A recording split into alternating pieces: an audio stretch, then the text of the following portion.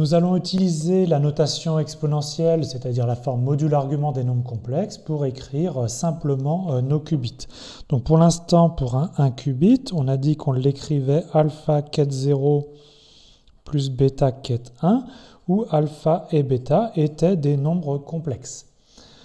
En fait, on a vu que alpha est un nombre complexe, donc en fait, on peut le réécrire sous la forme module argument, ou plutôt sous la forme notation exponentielle R exponentielle iθ, où R et θ sont des nombres réels, quête 0, et on peut faire la même chose pour le nombre complexe bêta, R' exponentielle iθ', quête 1. Et cette notation exponentielle est particulièrement pratique pour les multiplications. Donc en particulier, on va montrer comment ça simplifie les calculs pour les multiplications de 2 qubits. Donc je vais prendre 2 qubits. Le premier, ce sera 2 exponentielle i sur 3 quête 0 plus 3 exponentielle i sur 4 quête 1. Et que je veux multiplier par le qubit 4 exponentielle i sur 5 quête 0 plus 5 exponentielle i sur 6 quête 1. Donc ici, j'ai un qubit multiplié par un autre 1 qubit, ça va me donner un 2 qubits. Donc les calculs sont particulièrement simples avec la notation exponentielle. Donc je vais avoir 4 termes qui correspondent aux 4 qubits de base 0, 0, 0, 1, 1, 0 et 1, 1. Pour le premier terme, je multiplie ce terme-là par ce terme-là.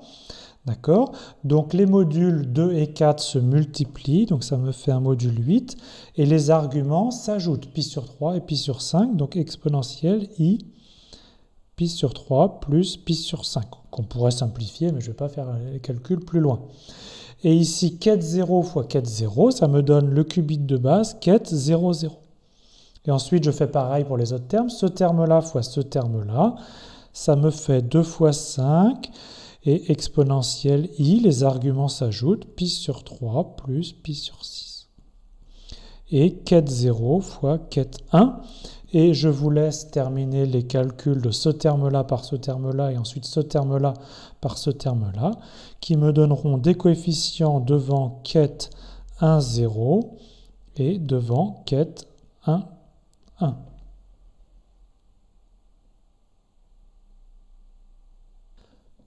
On va régler plusieurs problèmes qui apparaissent avec les qubits. Donc tout d'abord, un 1 qubit de la forme alpha quête 0 plus bêta quête 1 est donc défini par deux nombres complexes alpha et bêta, mais chaque nombre complexe est défini par deux nombres réels, donc on a en tout 4 nombres réels qui déterminent un 1 qubit. Donc pour les visualiser, il faudrait pouvoir visualiser les choses en dimension 4, ce qu'on ne sait pas faire. Donc on va essayer de diminuer le nombre de paramètres réels pour pouvoir représenter les qubits. Le deuxième problème qui arrive, c'est que lorsque l'on mesure un qubit, on n'accède pas aux coefficients alpha et bêta. La mesure d'un qubit renvoie 0 ou 1 avec une probabilité qui dépend de alpha et bêta, ou plus exactement du modulo carré. Mais ça ne renvoie pas les coefficients alpha et bêta. Et donc, en particulier, par exemple, le qubit quête 0 plus quête 1 renvoie 0 et 1, chacun avec une probabilité 1,5. Mais c'est la même chose pour le qubit 2 fois quête 0 plus 2 fois quête 1, qui va renvoyer de façon équiprobable 0 ou 1. Donc ces deux qubits qui sont différents ne sont pas discernables par des mesures. Donc on va dire que 2 qubits,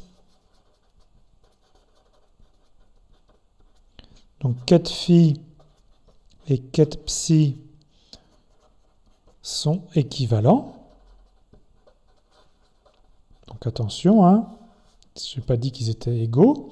Si donc il existe un nombre complexe z non nul, tel que quête phi, c'est z fois quête psi. Donc attention, z, c'est un facteur commun qu'on va mettre en facteur de quête 0 et de quête 1 si, quand on développe cette expression-là. Alors, si ça ne vous plaît pas trop, cette expression-là, on va décomposer en deux opérations élémentaires. On va dire que ket psi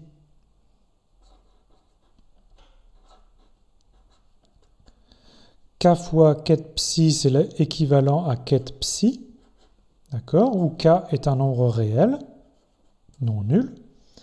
Donc, c'est ce qu'on avait fait ici. Multiplier un qubit par 2, d'accord, ça donne un qubit équivalent. Donc, multiplier un qubit par k, ça donne un qubit équivalent. Et puis, multiplier par un nombre complexe de module 1, ça donne un qubit équivalent. Θ, c'est un argument quelconque. D'accord? Donc, quand on compose ces deux opérations, ben, on obtient k exponentielle iθ, ça représente notre module z. Donc, quand on peut passer d'un qubit à un autre par une succession d'opérations, multiplication par un réel ou multiplication par un complexe de module 1, on dit que des qubits sont équivalents.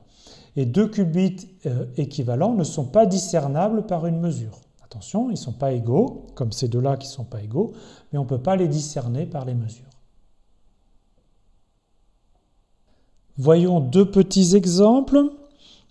Le qubit ket 0 plus ket 1 est équivalent au qubit 1 sur racine de 2 ket 0 plus 1 sur racine de 2 ket 1. Comment je suis passé de l'un à l'autre? Tout simplement en multipliant par 1 sur racine de 2. Attention, vous voyez bien que je multiplie par 1 sur racine de 2 devant ket 0 et devant ket 1. En fait, cette histoire d'équivalence, c'est une autre façon de parler de normalisation. Vous voyez qu'ici, j'ai un qubit de norme racine de 2, et là, j'ai un qubit qui est normalisé, donc de norme 1. D'accord? Celui-là, il est plus pratique pour calculer les probabilités. Donc, par équivalence, on peut toujours se ramener à un qubit normalisé. Voyons un autre exemple où on va multiplier cette fois-ci par un nombre complexe de module 1. Je prends le qubit i ket 0 plus 1 moins i ket 1 et je vais tout multiplier par i. I, c'est exponentielle i pi sur 2, c'est un nombre complexe de module 1. Et donc, quand je multiplie par i ici, j'obtiens i au carré, donc moins ket 0, moins une fois ket 0, plus ici i fois, donc i fois 1, ça fait i, et ici, moins i fois i, ça fait moins i carré, donc moins i carré plus 1, ket 1. Donc vous voyez, les opérations sont très simples, et on pourrait combiner les deux, on pourrait multiplier par 1 sur racine de 2 fois i, d'accord ?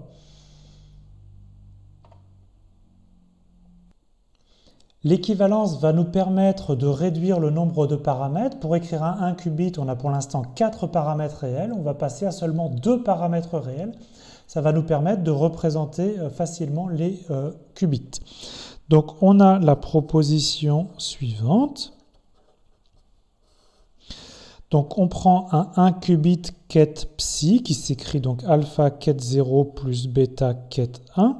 Alors, un qubit ne peut jamais être nul, c'est-à-dire qu'on peut avoir alpha est égal à 0, mais à ce moment-là, bêta est non nul, et réciproquement. Si bêta est nul, alors alpha est non nul. Et on peut aussi avoir les deux non nuls, bien sûr. Donc, ce 1 qubit est équivalent au qubit suivant de norme 1.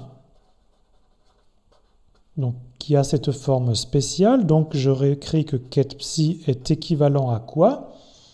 Donc, à cosinus θ sur 2 ket 0 plus sinus θ sur 2 exponentielle i phi ket 1. D'accord? Où θ et phi, d'accord, sont des nombres réels. Donc, regardez le progrès qu'on a fait. On n'a plus que 2 paramètres réels, alors qu'avant, on avait 2 paramètres complexes, donc 4 paramètres réels. Devant ket 0, on a un nombre réel, donc c'est un cosinus, donc c'est en plus un nombre réel entre moins 1 et plus 1. Et on retrouve l'angle θ sur 2 ici dans le sinus de θ sur 2. Et on a ici un nombre complexe de module 1 avec ici un angle phi.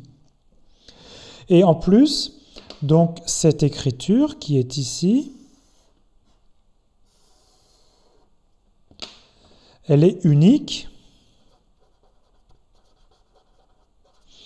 à une condition sur θ et phi. Donc, il faut que θ soit compris entre 0 et pi, d'accord? Alors, on autorise θ égale 0 et θ égale pi, mais à ce moment-là, on n'a plus unicité. On verra ce que ça veut dire plus tard. Et phi, c'est donc un argument, il est défini modulo de pi, donc on se ramène dans une période de longueur de pi, et nous, on va prendre par exemple moins pi plus pi. Vous pouvez prendre aussi 0 de pi, c'est comme vous voulez. Donc si on impose que θ est donc compris entre 0 et pi et phi entre moins pi et plus pi, alors il n'y a qu'un seul θ et qu'un seul phi qui conviennent pour cette équivalence. Voyons sur un exemple comment calculer le θ et le phi de la proposition précédente. Donc je vais prendre le qubit ket psi qui est i racine de 2 ket 0 plus racine de 3 facteur de 1 plus i ket 1. Et la première chose que je vais faire, c'est que je vais rendre le coefficient devant ket 0 sous la forme d'un nombre réel positif. D'accord? Donc comment est-ce que je me débarrasse de i? Tout simplement en multipliant encore par i, qui est un nombre complexe de module 1, parce que i carré est égal à moins 1, il n'y a plus de nombre complexe. Mais comme je veux un nombre réel positif, je vais plutôt en fait tout multiplier par moins i. Et donc ici j'ai moins i au carré, ça fait plus 1, et donc j'ai tout simplement racine de 2 ket 0, et j'ai ce que je veux, ici un nombre réel positif. Maintenant il ne faut pas que j'oublie de tout multiplier par moins i. D'accord? Donc je multiplie aussi l'autre coefficient par moins i. Donc ici, je vais avoir moins i plus moins i fois i. D'accord? Et moins i fois i, on a dit que ça faisait 1. Et donc en fait, si on a interverti, ça fait 1 moins i ket 1. Donc ça, c'est la première opération. On a maintenant un nombre réel positif. Je vais calculer la norme de ce qubit. Donc je vous rappelle que pour calculer la norme d'un qubit, on prend le module du premier coefficient qu'on élève au carré, plus le module du second coefficient qu'on a élevé au carré, on prend la racine carrée de tout ça. Donc le module au carré ici c'est 2, le module au carré ici, je vous laisse vérifier que c'est 6, 2 plus 6 ça fait 8, et donc la norme c'est racine de 8, que je préfère écrire sous la forme de racine de 2. Et maintenant, on sait que le qubit que je dois obtenir à la fin, il est de norme 1, donc je vais diviser par la norme que j'ai calculée. Et on divise par un nombre réel, d'accord? Et donc, ça ne change pas l'équivalence. Donc, quand je divise par 2 racine de 2, j'obtiens ici 1 demi de ket 0. Et puis ici, je vais répartir les coefficients 2 et racine de 2 sous la forme racine de 3 sur 2 fois 1 moins i sur racine de 2 ket 1. D'accord? Et ça, c'est presque l'écriture qu'on veut. Il faut maintenant reconnaître ce que sont θ et ce que sont phi. Alors, je vais vous donner les résultats. Ici, on veut cosinus θ sur 2. Alors, je vous dis que θ égale à 2π sur 3 convient. Alors pourquoi? Qu'est-ce que c'est que cosinus? Attention, on calcule cosinus de θ sur 2 et pas cosinus de θ. Donc θ sur 2, c'est pi sur 3. Et donc cosinus de pi sur 3, c'est 1 demi. Ça tombe bien, c'est exactement le coefficient que je veux ici. On a aussi besoin de sinus θ sur 2. Donc θ, c'est 2pi sur 3, mais θ sur 2, c'est donc pi sur 3. Et sinus de pi sur 3, c'est racine de 3 sur 2. Et ça tombe bien, c'est exactement le coefficient que j'ai ici. Et maintenant, il faut reconnaître qu'ici, on a un nombre complexe de module 1, il faut trouver son argument. Donc ici, qu'est-ce que c'est que l'argument quand le nombre complexe c'est 1 moins i?